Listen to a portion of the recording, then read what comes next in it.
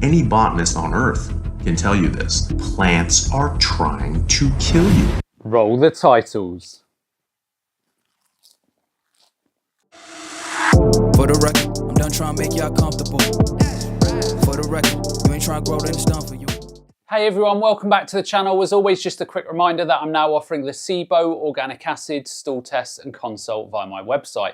So if you have any health or digestive problems, then consider taking these tests, as they will provide a lot of very detailed information upon which you can start making informed decisions and then start getting your health back on track. And on that bombshell, to the video. Why is it that, eating outside of your species-specific diet can be harmful to you? Well, the reason for that is that plants are living creatures and they want to stay living creatures. If you eat them, they die. This is literally the dumbest thing I've ever heard. So let's talk about species-specific diets. Humans are classified as great apes.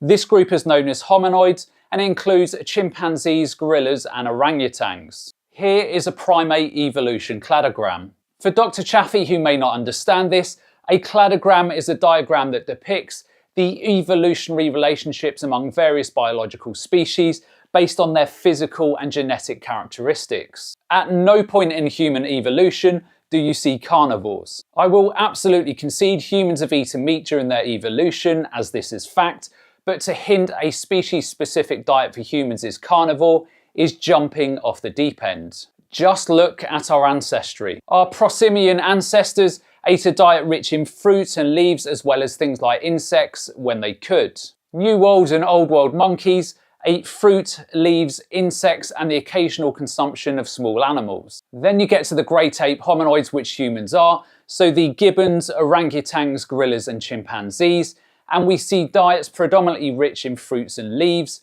nuts, seeds, with the occasional eating of small animals. These are the evolution lines of humans, and this is backed up with dental microwear analysis, stable isotope analysis, fossilized plant remains, tooth morphology, gut anatomy, genetic evidence and paleobotanical evidence, amongst many other things. So the brass neck of Dr Chaffee to say our whole understanding of human evolution and science is wrong, and that our species-specific diet is meat is, well, comical. All living things have a defense, and plants, because they can't move or fight back like an animal can, who can run away or can fight you, they have to use poison as their main deterrent.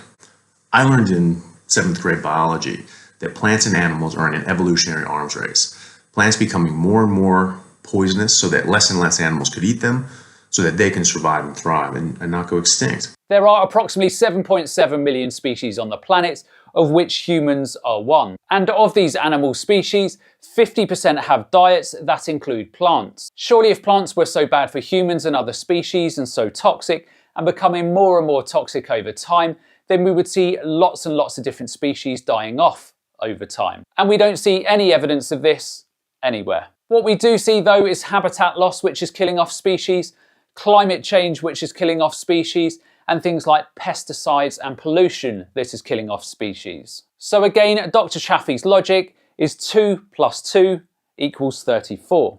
And animals are becoming more and more adapted to specific poisons and specific plants so that they can eat that plant and survive and thrive as well. But other things couldn't necessarily, and so this was their dedicated food source. So that was an evolutionary advantage. Okay, think koalas, pandas, they eat one plant. There's 340,000 plants in the world. Koalas eat one, pandas eat one. Cows, horses, grazing animals, they eat grass, that's it. The other things, they get sick or they die. Okay, but humans are great apes, so if we look at hominoids, then studies clearly show that chimpanzees eat parts of over 100 different plants, gorillas over 140 in some regions, and gibbons large varieties. Pandas are Ursidae, so part of the bear family, and cows are Bovidae, so part of the bovid family. So to say that because these eat very restricted diets, then this is relevant to humans is bizarre. We need to compare apples with apples here, or in the case of Dr Chaffee, apples with ready meals. The leaves that a giraffe eats are different from the leaves that a gorilla eats. Those are different from the leaves that a deer eats. You mix those leaves around, they all get sick or die. So, we know this inherently, okay? If you get lost in the woods and you run out of food, you can't just eat any random plant, okay? Everyone knows that you'd get very sick, you could die. People have died, okay? So, this is a universal truth throughout the plant kingdom and the fungus kingdom, okay? Is that plants use poisons. If you think about it, all plants are poisonous. It's just that certain animals have evolved the ability to break down specific poisons in specific plants. But if they haven't evolved to eat that plant is bad for them, and that goes for us too. True, but our evolution shows us that we are plant eaters with animals thrown in. It's certainly not the other way around, unless you look at extremes, such as those living where plants don't grow. We've known since the 1980s, from the work of Professor Bruce Ames out of UC Berkeley, that plants, vegetables, things that we eat all the time, or, well, not me, but, used to, you guys anyway, they contain quite a lot of poisons, and they were comparing this to pesticides because they were trying to ban the pesticides in the 80s because everyone was getting sick. And they said, well, it must be from the pesticides. And, he looked at that and he's like, well, really the pesticides we've been using for 80 years without any problem, those pesticides? And so he did the studies, and he found that there's actually 10,000 times more naturally occurring poisons in the plants and the vegetables, like spinach, than there is in the pesticides we spray on them industrially by weight. Okay, so that's 99.99% of the toxic elements are in the plant itself, not the pesticide. Okay, but humans are adapted to eat plants based on our evolution. And let's just say for shits and giggles that Dr. Chaffee is right and that our whole evolution is BS. Well, there is this little thing called cooking, which neutralizes most of the quote-unquote toxic elements of plants. And he also found that it was much more carcinogenic. The naturally occurring poisons were far more carcinogenic than the pesticides we sprayed on them industrially. That's why we still have pesticides, because he showed scientifically that the pesticides are just a drop in the bucket compared to the plant itself. And if you're willing to eat the plant, well, the pesticides aren't really what you have to worry about. So again, this is how stupid Dr. Chaffee is. Yes, the professor looked at plant toxins, and yes, he said that plants contain plant defenses. But his studies concluded that the risk to humans from natural pesticides does not pose a significant risk. And what Dr. Chaffee doesn't tell you is that the study loaded rats with plants at astronomical levels, i.e. plants that these rats would never have in their diets, that then causes cancer. Again, for Dr. Chaffee to take some random obscure study from the 80s and then to twist it to suggest something that the authors never indicated tells you a lot about Dr. Chaffee. Fast forward to when I was taking cancer biology at the University of Washington in Seattle. We were, again, learning things, that plants protect themselves by using, chemical deterrents. But we were looking at it in a cancer perspective, so we were looking at carcinogens. And we learned day one that Brussels sprouts had 136 known human carcinogens. This is 20 years ago, okay? Mushrooms, just white mushrooms, had over 100 known carcinogens. We were given lists, spinach, kale, lettuce, celery, cabbage, cucumber, you name it. They all had 60, 80, or over 100 known human carcinogens each. And we know that they're abundant, based on the work of Professor Ames. He didn't even say that plants are problematic for humans. Again, Professor Ames looked at natural pesticides in plants and concluded these were not problematic for humans unless consumed at doses way higher than humans would typically consume. And laughably, even Dr. Chaffee here is even admitting what we already know about the compounds in things like sprouts, in that they have anti-cancer properties. Now, I don't know about you, but I'm personally happy to eat foods that have anti-cancer properties. We were very blown away by this. We thought that he must be joking, he must be having us on. And we're looking around wildly, looking for, who's in on the joke and who's smirking. But no one was. And I remember thinking in my head, but vegetables are still good for you though, right? And he must have read our minds, because he just looked at us and gave us a funny look and said, I don't eat salads. I don't eat vegetables. I don't let my kids eat vegetables. Plants are trying to kill you. So I said, okay, screw plants. And that was my start on a carnivore journey, even though I didn't realize it at the time. I just knew that plants were trying to kill me. I'm not going to eat plants. So I went to the store And I just bought things that didn't have plants. You know, everything has plants. Everything someone else makes is going to have plants and sugar and things like that. I mean, where do you even start with statements like these? So I was just walking around. There was nothing I could buy, and I came across some eggs. I was like, okay, eggs. Eggs don't have plants in them. Meat. Meat doesn't come from plants. Milk doesn't come from plants. So I just ate eggs, meat, and milk for 5 years. I was playing, high-low rugby at the time. I was training, sometimes 8-10 hours a day while in university. I couldn't get tired. I couldn't run out of energy.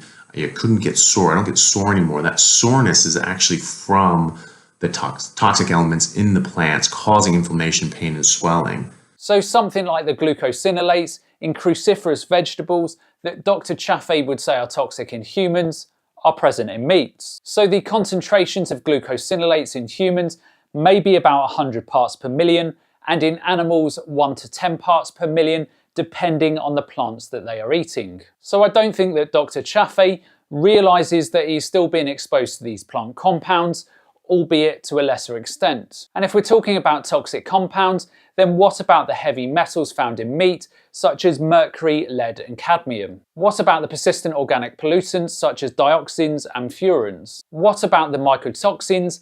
And what about the veterinary drug residues? Maybe he should tell people about these and other dangers in meats and not focus in on something that even the professor he cites says is not a problem to humans. And making you stiff and sore, which is a deterrent. The plant is saying, do not eat me, I'll make you feel bad. But we eat this stuff all the time, and so we always feel bad. We don't even realize it. We think that's normal. It's not normal, okay? So, since then, I've literally felt like a different breed of human. My body works in very different ways. And I was experiencing this in my rugby and my athletic career. I was playing professionally in England, and I remember slipping off of that without really realizing it. And I remember thinking to myself a few months in, I didn't feel as superhuman as I normally do. Like, what's going on? I'm not training as hard. I was 25. Like, gosh, am I over it now? My body's just breaking down. I figured out later that it was because some plants had mixed in, because some of the meat was breaded, and I wasn't really thinking about it. And I was like, well, it's not. Is it that much? Does it make that big of a deal? Well, it did. It made it quite a big deal. He is so funny because he and a small amount of others have sensitivities to plants. Then all of us must be wrong about plants and not him. This level of arrogance is ridiculous. Okay, so there are other things in plants, so that's sort of a general thing, but let's talk about some specifics. Okay, any botanist on earth can tell you this, and they can tell you a lot more. This is any introductory botany book can show you this as well. Okay, there are quite a lot of things. All right, so quite a lot of plants poison you by making you very sensitive to light. Okay, there's a thing called celery dermatitis, where people who eat a lot of celery or handle celery, pick celery and things like that, they get horrible burns in the sun. They have to wear hats, long sleeve shirt, gloves, because they will absolutely scorch in the sun. Okay, think of how many vegans have a good tan. Okay, limes, they do this as well. They have oil in the skin. This is an unripe fruit. Those seeds aren't ready yet. That tree does not want you to eat that. So if you start grabbing that, picking that, pulling that, it doesn't want that. So it soaks this oil in your skin.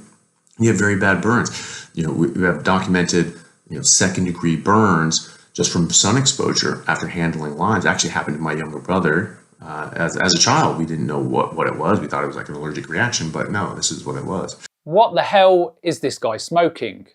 Then think about cyanide. There's 3,500 different plants that use cyanide that we know of. Almonds are one of them. Okay, there's different amounts of cyanide in almonds, but anywhere from 1 pound to 2 pounds of almonds, so 400 to 800 grams of almonds, is a lethal dose of cyanide in an adult.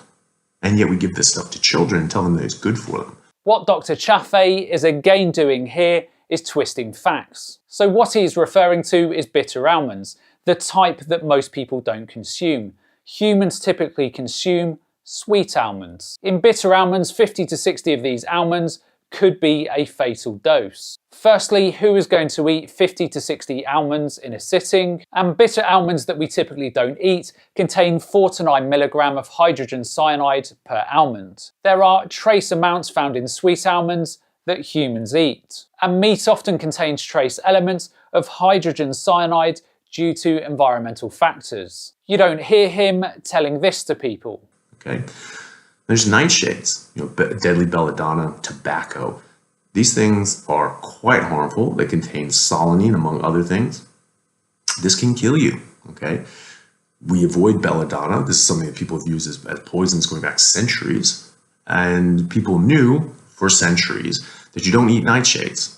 And then all of a sudden we forgot this or thought that it didn't really matter that much. But potatoes, tomatoes, eggplants, peppers, these are all in the nightshade family. And they all contain solanine and other toxic elements. 70 people a year still die from eating potatoes. Potatoes, okay? But it's not that far-fetched. Think about it. I'm sure most people have learned that you take potatoes, you need to keep them in a dark place, in a cupboard or something like that, because if it turns green, it's bad. You can't eat it. Well, what does bad mean? It means it's poisonous. 70 people a year die from potatoes. I wonder how many people a year die from heart disease from eating way too much saturated fat in their diets. And it's deadly poisonous. If it starts growing a root, you have to cut out the whole root or just throw the whole thing away, because now that's poisonous, deadly poisonous. That can kill you. People that don't realize how bad that is, eat it and they die, or because they have to if they're starving, I suppose. But that's a serious thing. And even though a normal potato, when it's not in those forms, isn't necessarily going to kill you, it's not good for you, okay? And then there's carbohydrates and so forth, which fundamentally disrupt your metabolic system and so forth, which is maybe a topic for another time. But I argue that what people call a fasting state, a so-called fasting state, is actually our primary metabolic state. It's the primary metabolic state of nearly all animals in the wild. That's where all of our heavy machinery comes to bear. Okay, so when you're on a carnivore diet, you're in that metabolic state, just like a cow, just like a gorilla, just like a wolf, just like a lion. Okay. I am glad that's over. How many brain cells have we wasted listening to that? And the final thing that I would say to Dr. Chaffee is that I'm not even remotely concerned about eating plants, as this is our species-specific diet as demonstrated by human evolution. Anyhow, that's the end of today's video, and if you enjoyed this video, then be sure to check out this one up here, because I'm sure you'll find it equally interesting. And the only other thing that's left for me to say is to remember to look after your body, because it's the only place you have to live. And I'll see you next time.